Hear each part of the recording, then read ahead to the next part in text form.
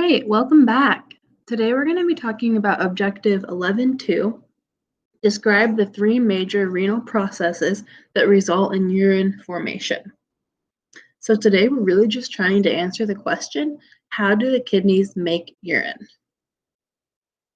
Three main processes result in urine. One is glomerular filtration.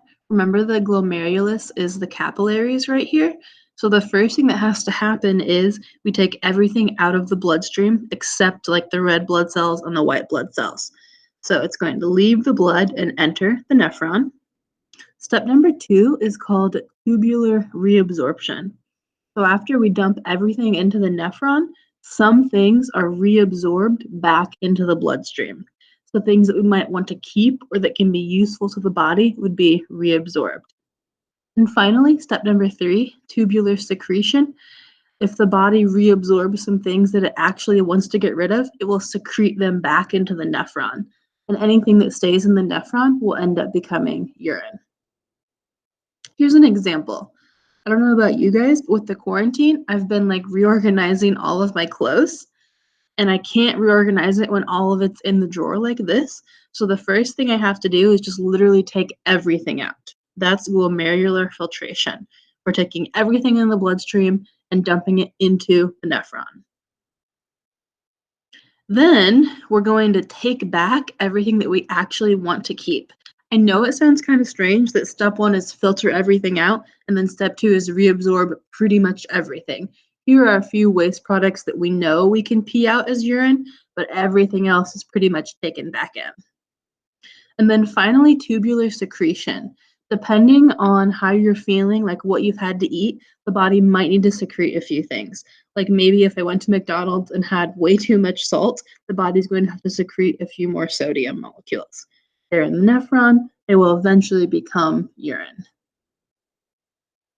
Let's take a look at the specifics. So here's our renal corpuscle. There's the outer parietal the outer parietal layer and the inner visceral layer with those kind of funny looking cells right there that have the little feet or the podocytes. And the space in between them are called filtration slits.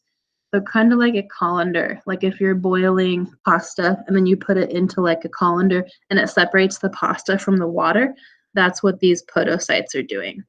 The red thing is a capillary, and they have little pores in them. So this is where like the plasma and all of the solids dissolved in the plasma are going to be coming out of.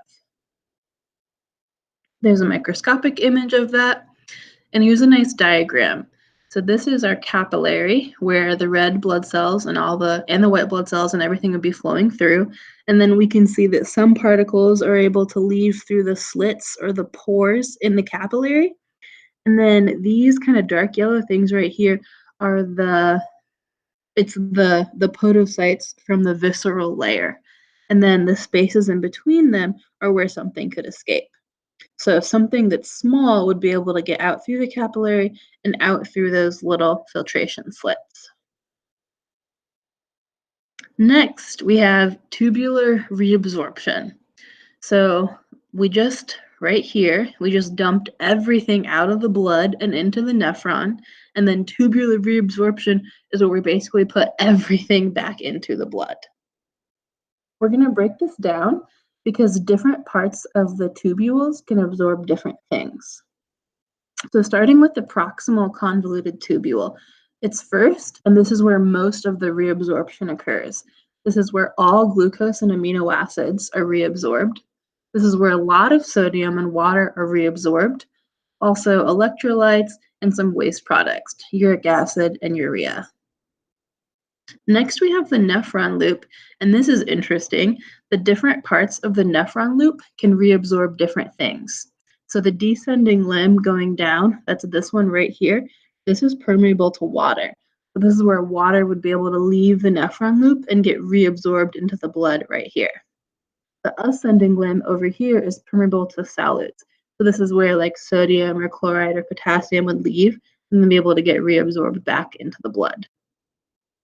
Most reabsorption is already done by the time you get to the distal convoluted tubule, so this is really for fine tuning depending on how you're feeling that particular day.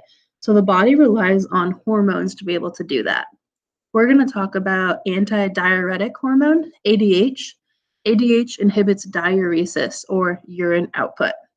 It does that by adding aquaporins to the collecting duct. An aquaporin is a protein that lets water leave. So here's the nephron. It's making urine. Urine is in the collecting duct, and we're going to pee it out. So any urine that stays in the collecting duct is going to leave our body. Can you imagine how if we added aquaporins, if we added some holes right here, that would let water leave the collecting duct and it would get reabsorbed into the body? Let's go through an example. Let's say that you've had a bunch to drink, so you're actually overhydrated.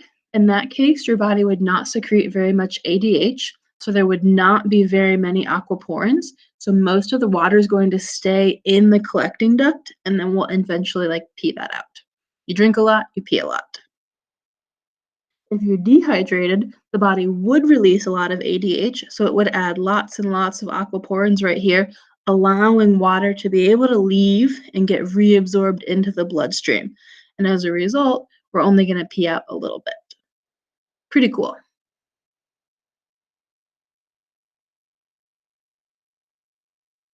And finally, step number 3, tubular secretion. This is where we take a close look at the blood and selectively put a few things back into the nephron so we can get rid of them. Normally, this is used for disposing of substances that we don't want anymore. That could be waste products like the uric acid or something like the hydrogen ions.